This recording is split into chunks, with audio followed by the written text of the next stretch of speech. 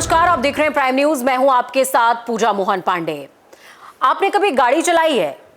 गाड़ी जिसकी driving seat पर बैठा हुआ ड्राइवर अगर अच्छा है तो गाड़ी में सब सुरक्षित है और गाड़ी गंतव्य तक सही सलामत पहुंचेगी। वही गंतव्य जो आपको बेहतरीन नज़ारे दिखाता है, वही गंतव्य जो आपको खुशी का एहसास कराता है। लेकिन सब कुछ डिपेंड करता है ड्राइवर पर, और ड्राइवर अगर बेहतरीन नहीं तो सब कुछ बस्ट, बूम। यहां पर आज हम बात करने वाले हैं एक ऐसे ही ड्राइवर की, या यूं कहें कि एक ऐसे ही शिक्षक की, एक ऐसे ही गुरु की, एक ऐसे ही शोधकर्ता की जिनको जानना आपके लिए जरूरी है। पटना आईआईटी के निदेशक यानी कि डायरेक्टर प्रोफेसर टीएन सिंह ये नाम नहीं है, ये अपने आप में एक नवाचार भी हैं, शोधकर्ता भी हैं, वैज्ञानिक भी हैं, शिक्षक भी हैं और बच्चों के मित्र भी हैं। बक्सर के दुल्हापुर क्षेत्र से उठ करके पटना निदेशक बनना, पटना आईआईटी का निदेशक बनना कोई आम टास्क नहीं रहा होगा। 450 से ज्यादा रिसर्च पेपर्स, 11 से ज्यादा किताबें और न जाने कितने ही पेटेंट, और सबसे बड़ा कीर्तिमान स्टेफन के 5 सालों में रिकॉर्ड में 5 सालों तक 2% वैज्ञानिकों में जगह बनाए रखना, और दुनिया भर के वैज्ञानिकों में। तो आम व्यक्ति तो बिल्कुल नहीं है, इनसे आपको बहुत कुछ सीखने को मिलने वाला है। बहुत स्वागत है सर आपका। बहुत बहुत धन्यवाद आपको। स्वागत के साथ शुरुआत करते हैं सवालों की, और मैं उम्मीद करती हूँ कि ये जो सेशन होगा इसमें बच्चे जो हमें सुन रहे हैं और युवा जो हमें सुन रहे हैं वो बहुत कुछ सीख पाएंगे, समझ पाएंगे। सर, बक्सर से निकल करके पटना आईआईटी यूनिवर्सिटी और वहाँ का डायरेक्टर होना, कई सारे, कभी आप भी युवा रहे होंगे तो आपकी आंखों में बहुत से सपने रहे होंगे, फिर उतने सारे युवा आंखों को लीड करना, उनकी उम्मीदों को लीड करना, ये एक बड़ा टास्क। क्या था आपके जहन में और कैसे वो मंजिल आपने तय की है? यात्रा तो बहुत लंबी है और उसमें बहुत सारे पड़ाव भी आए हैं। स्कूल से शिक्षा ग्रहण करने के बाद मैं सेंट्रल हिंदू स्कूल कामाख्या जो वाराणसी में स्थित है वहाँ से अपनी पढ़ाई की यात्रा शुरू की, और वहाँ के बाद काशी हिंदू विश्वविद्यालय में मैंने स्नातकोत्तर स्नातक सबकी करने के बाद पीएचडी भी किया वहीं से, और पीएचडी के बाद ईश्वर की अनुकंपा से मुझे 3 महीने के अंदर ही वहाँ शिक्षक बनने का न्योता मिला और मैंने उसको स्वीकार किया।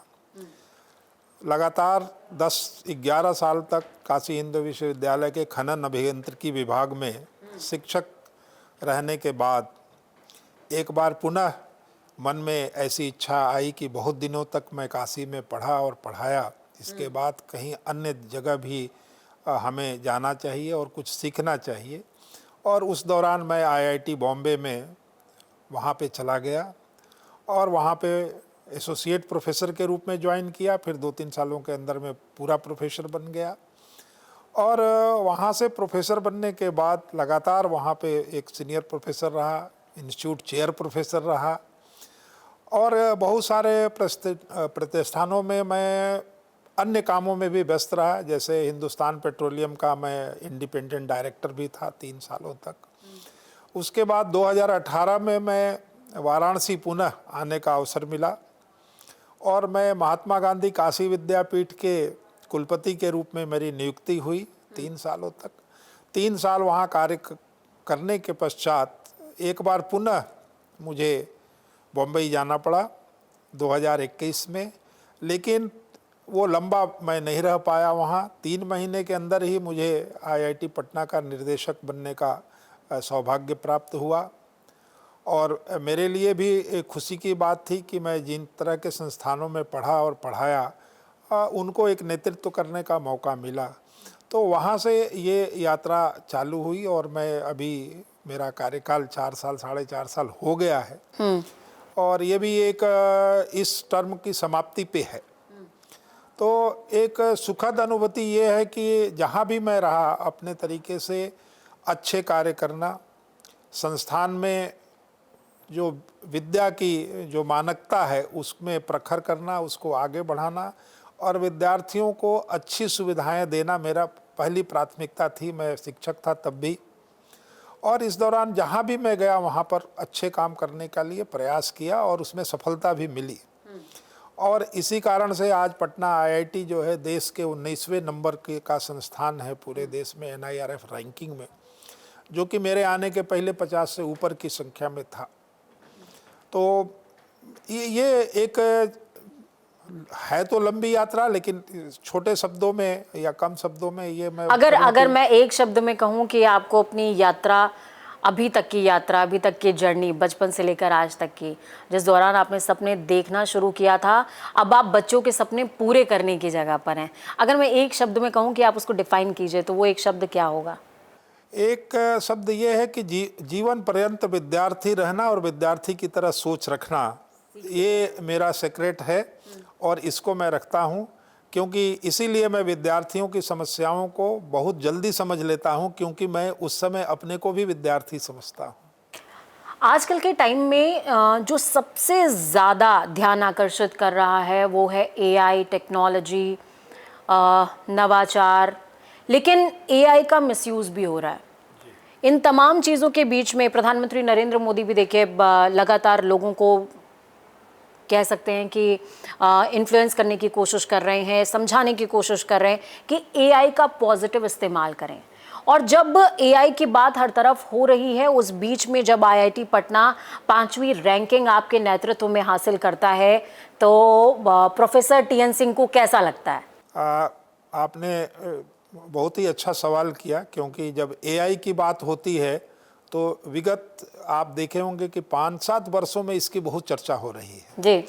लेकिन मैं शोधार्थी के रूप में 1999 से AI का इस्तेमाल करता हूँ, 1999 में 1999 में, जबकि ये शब्द उस समय बहुत प्रचलित नहीं था, लोगों को बहुत समझ नहीं थी। आजकल तो हर व्यक्ति बात करता है। और वहाँ से लेके आपने आइडेंटिफाई कर लिया था कि इसकी स्कोप है? बिल्कुल, तभी तो मन में एक जिज्ञासा थी कि ये नई चीज़ है और इसके आने वाले दिनों में इसके बहुत उपयोग होंगे, लेकिन मेरे मन में कभी दुरुपयोग शब्द नहीं आया। तो इसके उपयोग होंगे, इसलिए 1999 में मैंने अपनी पहली PhD जो मैंने कराई, अपनी PhD के बाद उसमें AI का पहला इस्तेमाल हुआ और 2000 में वर्ष में ये एक अच्छे जर्नल में वो शोध पत्र भी मेरा प्रकाशित हुआ, जो कि भारतवर्ष से उस विषय में जियो साइंसेज एंड माइनिंग के अंदर पहला रिसर्च पेपर उस जर्नल में छपा था। तो उससे लेकर के और 26 सालों तक AI के यूजर रहने के कारण मैं ये निश्चित तौर से आपसे कह सकता हूँ कि विगत कुछ वर्षों में AI का दुरुपयोग हुआ है। निश्चित तौर पे दुरुपयोग इसलिए हुआ है कि AI को समझने के लिए आपको 2 बातें जाननी है कि आप मास्टर हैं या AI मास्टर है। Okay. आपको ये समझना है कि AI जो है एक सुविधा है, एक टूल है, एक पद्धति है। इस पद्धति को इस्तेमाल करने वाला व्यक्ति हमेशा उसका अपर हैंड रहता है, वो ज़्यादा सर्वोपरि है। लेकिन आज के युग में लोग समझते नहीं है, सोचते हैं कि AI हमारी सारी समस्याओं का हल AI है। ऐसा है नहीं, AI आपका सहायक सिद्ध हो सकता है, आपको समय जो है उसमें कमी ला सकता है। जैसे मैं आपको बोलूं कि 999 इन मल्टीप्लाइड बाई 9999, ये बड़ा कम्प्लेक्स लग रहा है सुनने में।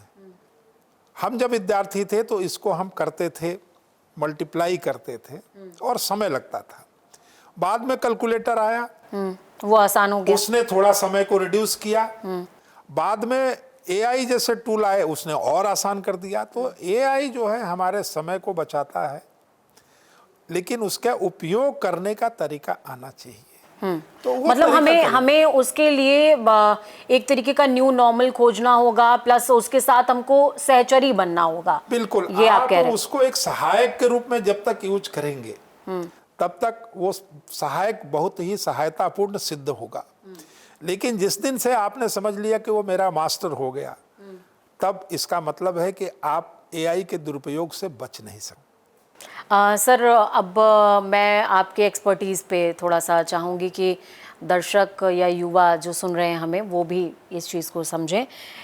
रॉक मैकेनिक्स और जियो टेक्निकल इंजीनियरिंग कि राष्ट्रीय विशेषज्ञों की श्रेणी में आपको रखा जाता है। और ऐसे में अगर हम भारत के बुनियादी ढांचों की बात करें, क्या ऐसा नहीं लगता है प्रेजेंट एरा में, क्योंकि मैंने जितनी स्टडी करी सर, उसके अकॉर्डिंग जब हम ब्रिटिश का टाइम देखते हैं, ब्रिटिशर्स का टाइम देखते हैं, उस टाइम पे मैंने उनकी थ्योरी या यूं कहें कि उनके जो रिसर्च पेपर्स थे पहाड़ को लेकर के, मैदान को लेकर के, अलग अलग क्षेत्रों में उन्होंने जोन्स में डिवाइड किए हुए थे।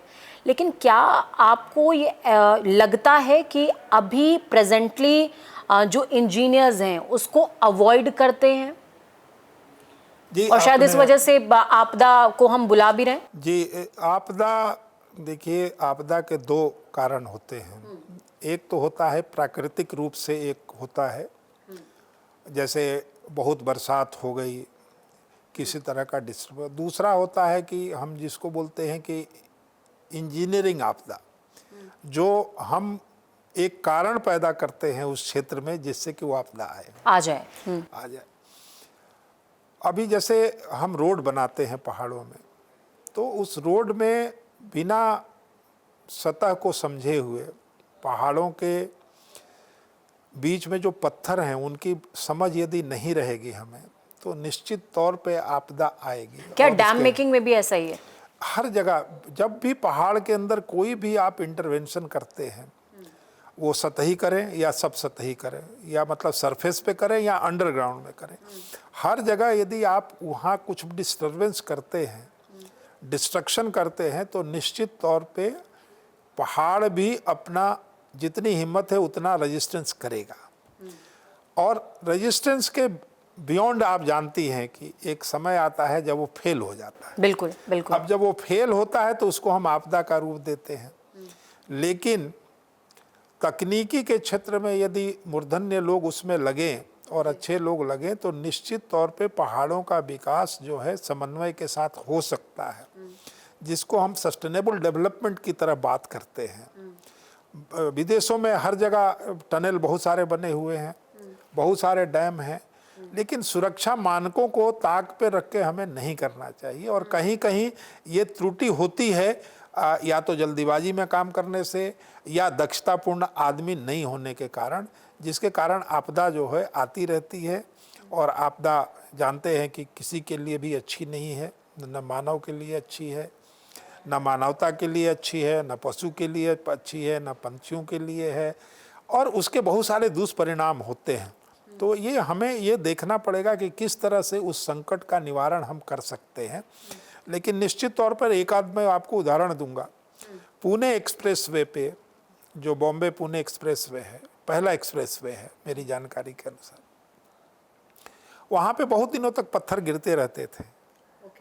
और हर बरसात के समय में कभी ना कभी वहाँ पे टनल के सामने जाम लग जाता था। 3 किलोमीटर 4 किलोमीटर आवागमन में असुविधा होती थी।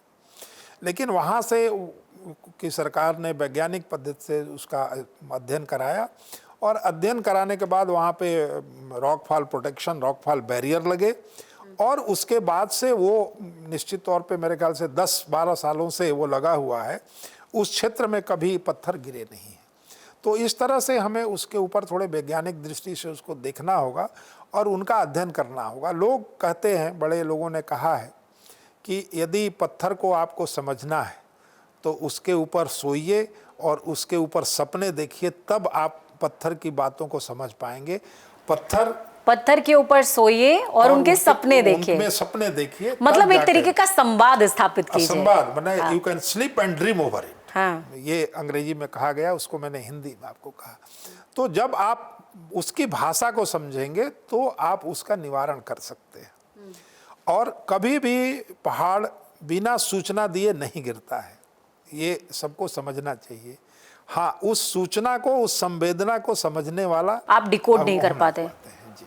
तो अभी गवर्नमेंट ने एथेनॉल के बारे में भी कुछ बात करी है इसके। ये एथेनॉल है और बहुत सारी चीजें उसके बाई प्रोडक्ट बन सकते हैं, लेकिन इसको त्वरित लार्ज स्केल उस तरीके का मशीनरी अभी डेवलप नहीं है। हाँ, उस तरह की मशीनरी और उस तरह के लोगों के अंदर उसको स्वीकार करने की भी क्षमता हमें बढ़ानी है।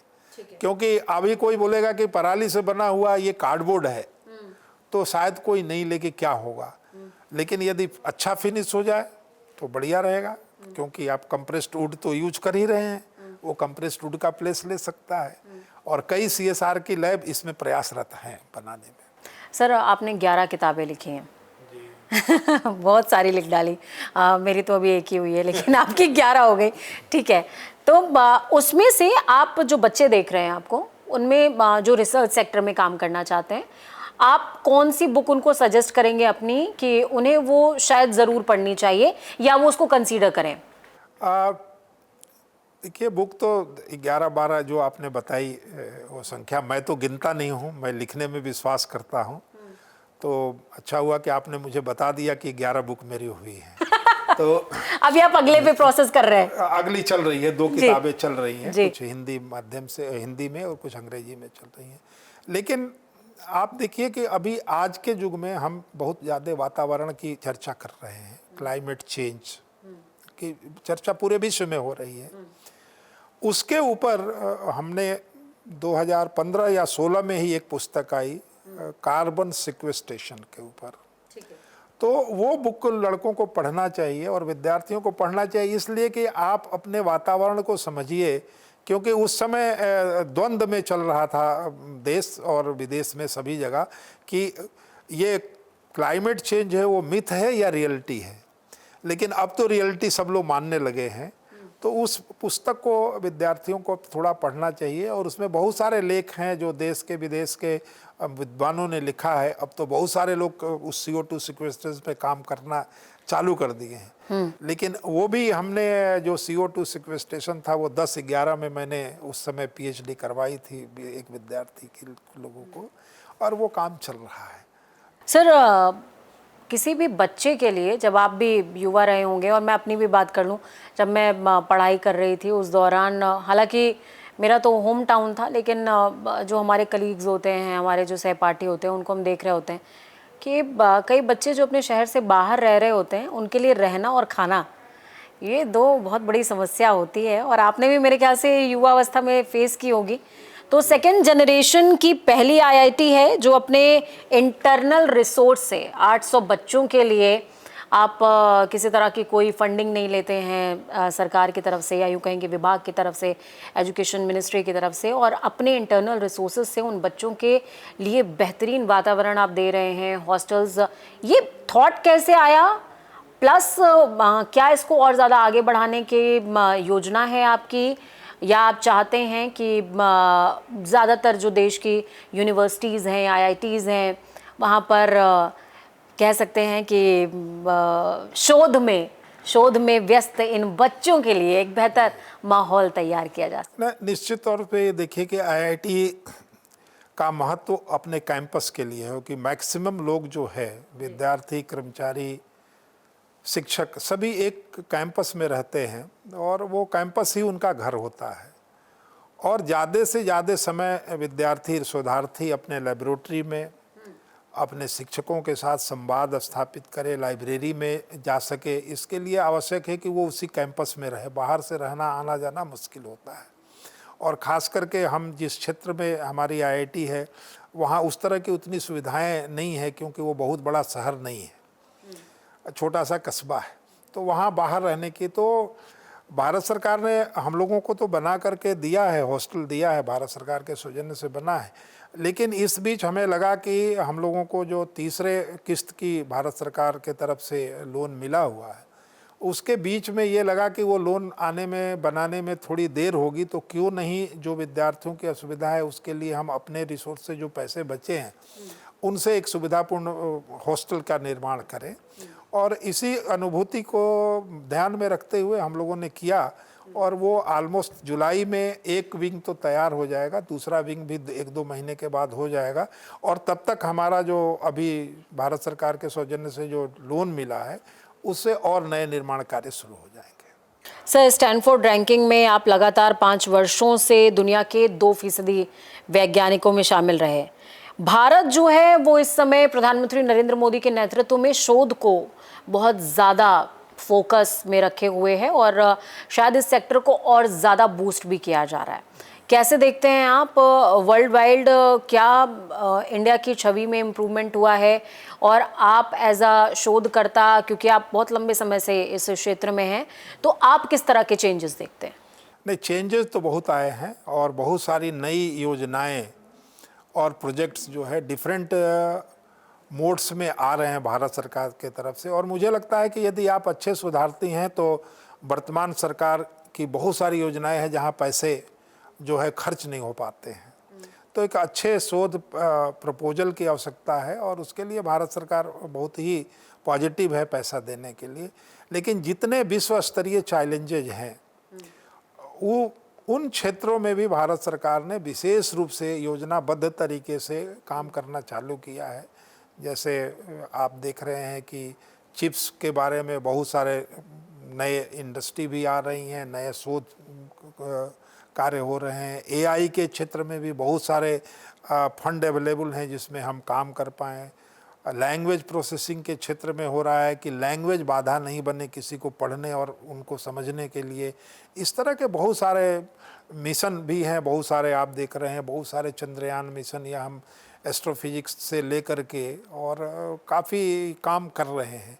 तो पैसे की कमी मुझे नहीं लगता है कि इस समय देश में है शोध करने वालों की। लेकिन शोध जो है फैशन से नहीं होना चाहिए, पैशन से होना चाहिए। पैशनेट लोगों की आवश्यकता है जो दिनों रात जो है उसको काम करें। क्योंकि हमारे राष्ट्रपति एपीजे अब्दुल कलाम साहब ने उस समय कहा था कि आप ऐसे सपने देखिए दिन में जो आपको सोने न दो, और तब जाकर के आप जो है उसको काम को एक नया ऊंचाई दे सकते हैं। तो भारत में टैलेंट की कमी नहीं है, अच्छे विद्यार्थी हैं, अच्छे शोधकर्ता हैं और अब समय आ गया है कि हम विश्व स्तर पर ज़्यादा से ज़्यादा काम करके भारत की प्रामाणिकता को सिद्ध करें। और ये शुभ अवसर है, इसमें हमें सभी को लगना चाहिए जो भी शोध के क्षेत्र में है। सर, 2 सवाल मेरे लास्ट में रहेंगे, अब क्लोज करने की दिशा में हम आगे बढ़ रहे हैं। सबसे लास्ट की सीरीज में पहला सवाल, being an Indian, being an Bihari, सरकारें बहुत सी बदली, नीतीश कुमार छाए रहे, अब तो खैर केंद्र में आ गए हैं और सरकार बदल गई है। लेकिन इतने लंबे समय में आपने बिहार को कितना बदलता हुआ देखा और आपको क्या लगता है कि शिक्षा के क्षेत्र में प्लस इंडस्ट्रीज के सेक्टर में भी किस तरीके के चेंजेस आने चाहिए? क्योंकि जहाँ तक मैं समझती हूँ बिहार के लिए वाटर बॉडीज हमेशा से ही एक बड़ा चैलेंज विकास मार्ग में रही हैं, उसको कैसे टैकल करें? और नहीं, निश्चित तौर पे बिहार में सरकार का केवल नेतृत्व बदला है, सरकार तो वही है, सारी योजनाएं वही हैं। और बिहार सरकार मेरे कार्यकाल में मैं ये बता सकता हूँ, पहले का तो मुझे ज्ञान नहीं है क्योंकि 2008 में आईआईटी चालू हुई थी, 2015 में अपने कैंपस में आई। लेकिन जब से मैं आया हूँ तब से बिहार सरकार के तरफ से बहुत सहयोग हम लोगों को मिला है और जो भी प्रपोजल हम लोग लेकर के जाते हैं बिहार सरकार के, या तो मंत्री हों या अधिकारी हों, बहुत ही पॉजिटिव दृष्टि से उसको देखते हैं। तो बिहार बदल तो रहा है लेकिन समय लगेगा।